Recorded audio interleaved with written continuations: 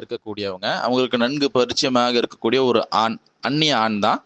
உதாரணமா வேலை பார்க்கக்கூடிய இடத்துல இருக்கலாம், அல்லது வாட்ச்மேனா இருக்கலாம். அது ஏதேனும் ஒரு வகையில நம்ம நல்லா அறிந்து வச்சிருக்கிறோம். அப்படி இருக்கக்கூடியவர் வந்து அவருக்கு அவர் அவர் அவருக்கு இருக்கக்கூடிய குழந்தைங்க இறந்துடுறாங்க. எனவே நம்ம அவர் வீட்டுக்கு போய் அவருக்கு துக்கம் விசாரிச்சு மன ஆறுதல்லாம் சொல்லலாமா? 2, 3 பேர் 4 பேர்ன்னு சொல்லி குழுவா போறத பத்தி கேட்கிறேன். தனிமையில சொல்லல அப்படின்னும் குறிப்பிடுறீங்க. அல்லது அந்நியான்னு சொல்லி நான் இருக்கிற காரணத்தினால அப்படி புறக்கணிச்சிட வேண்டியதா? அதாவது இறந்திருக்கிறாங்க அப்படிங்கிறதெல்லாம் அத பத்தி கண்டுகொள்ளாம அப்படியே விட்டுறதா? அப்படின்னும் கேட்குறீங்க. கேள்வி எண் 2526. இஸ்லாமிய மார்க்கத்தை பொறுத்தவரைக்கும், எந்த ஒரு அந்நிய ஆணும், எந்த ஒரு அந்நிய பெண்ணோடும் பேசவே கூடாது. அறவே தொடர்புங்கிறதே இருக்கக்கூடாது. எந்த வகையிலயும் ஒரு ஒரு பேச்சுவார்த்தைங்கிறது இருக்கக்கூடாது என்று மார்க்கம் சொல்லுதா என்றால் கிடையாது.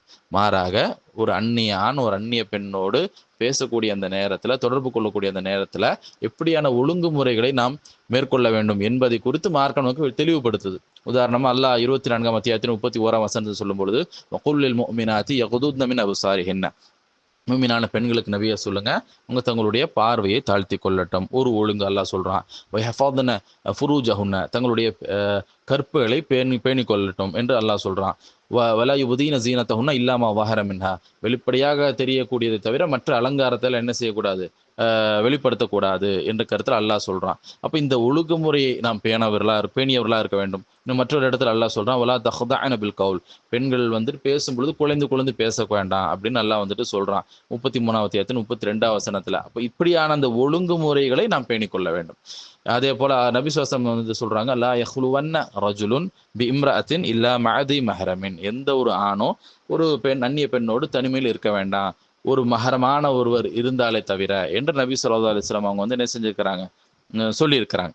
அப்போ தனிமைங்கிறது கூடாது. இப்படியான அந்த இஸ்லாமிய ஒழுங்குமுறை இருக்குல்ல, அதை பேணக்கூடியவர்களாக இருந்து நாம் அவருடைய வீட்டுக்கு போய் அவருடைய அந்த துக்கம் விசாரிக்கிறது, அவருக்கு மன ஆறுதல் சொல்வதுங்கிறதெல்லாம் தவறான ஒரு விஷயம் கிடையாது.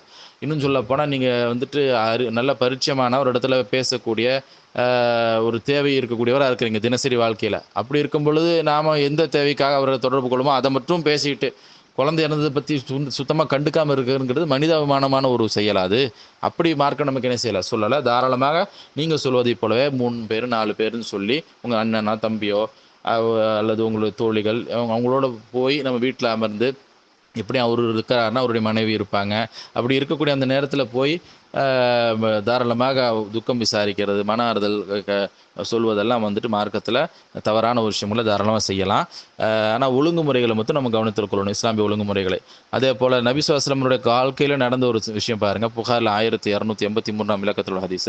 நபி ஸல்லல்லாஹு அலைஹி வஸல்லம் அவர்கள் ஒரு முறை நடந்து சென்று கொண்டிருக்கிறாங்க. ஒரு கபரின் அருகில் அமர்ந்து ஒரு பெண்மணி அழுதுட்டு இருக்கிறாங்க. நல்லா சப்தமிட்டு அழுகிறாங்கன்ட்டு விளங்குது இந்த ஹதீஸ்ல. அதனால தான் நபி ஸல்லல்லாஹு அலைஹி வஸல்லம் சொல்றாங்க, இத்தகில்லாஹ் வஸ்பிரி, நீங்கள் அல்லாஹ்வை அஞ்சிக் கொள்ளுங்க, பொறுமை மேற்கொள்ளுங்க என்று நபி ஸல்லல்லாஹு அலைஹி வஸல்லம் சொல்றாங்க. ஏன் அப்படின்னாக்கா அவங்களுடைய அந்த நிலையை அறிகிறாங்க. வந்து ரொம்ப கவலையில் இருக்கிறாங்க என்பதை விளங்கி கொண்டு தான் அவங்களுக்கு என்ன பயன் தரும் அப்படின்னா, முதல்ல அல்லாஹ்வை அஞ்சிக் கொள்வதும் பொறுமையாக இருப்பதும் அவங்களுக்கு பயன் தருங்கிறனால அதை சொல்கிறாங்க. ஆனால் அந்த பெண்மணி நபி ஸல்லல்லாஹு அலைஹி வஸல்லம் அறிந்திருக்கல. அதனால் வந்து என்ன செய்கிறாங்கன்னா, காலத்து இலைக்க அன்னி, நீங்கள் என்னை விட்டு போங்க அப்படின்னு சொல்கிறாங்க. பிறகு தான் அவங்க நபி ஸல்லல்லாஹு அலைஹி வஸல்லம் விளங்கினது பிறகு அவங்க வீட்டுக்கு வராங்க. நபி ஸல்லல்லாஹு அலைஹி வஸல்லம் சந்திப்பதற்காக வரும்பொழுது தான் வந்து சொல்கிறாங்க. அதாவது மன்னிப்பு கேட்கக்கூடிய நோக்கத்தில் தான் அவங்க வந்து இருந்துக்கிறாங்க. இல்லாம ஆரிஃப்க, நான் நீங்கள் தான் நபின்னு தெரியாமல் எனக்கு இருந்துச்சு அப்படின்னு சொல்லும் பொழுது நபி ஸல்லல்லாஹு அலைஹி வஸல்லம் சொல்கிறாங்க, இன்னம சபுரு இந்த ஐந்த சதுமத்தில் உலா, சபரு என்பது கஷ்டம் துன்பம் ஏற்பட்ட உடனேயே வெளிப்படுத்துவது தான். இன்னைக்கு கஷ்டம் ஆயிடுச்சு அப்படின்னா வேற வழியே இல்லை அப்படிங்கும் பொழுது சும்மா சத்தம் இல்லாமல் உட்கார்றதுங்கிறது சபரு கிடையாது.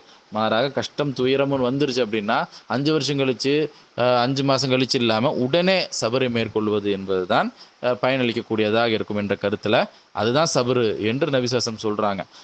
புகாரில் 1283ஆம் இலக்கத்தில் இருக்குது. அப்போ ஒரு பெண்மணி அவங்க வந்து அந்நிய பெண்ணாக தான் இருக்கிறாங்க. நபி அவர்களுடைய மனைவியோ அல்லது ரத்த பந்தத்தில் உள்ளவங்களோ கிடையாது. அவங்க கஷ்டத்தில் இருக்கிறாங்க என்பதற்காக அவங்களுக்கு எப்படிப்பட்ட வார்த்தையை சொல்லணுமோ அதை சொல்லியிருக்கிறாங்க என்று விளங்குதில்லை. அப்போ அதே மாதிரி தான் நாம் இஸ்லாமிய ஒழுங்குமுறைகளை பேணக்கூடியவர்களாக நாம் வந்துட்டு இந்த மன ஆறுதல் சொல்வது என்பது தவறு கிடையாது.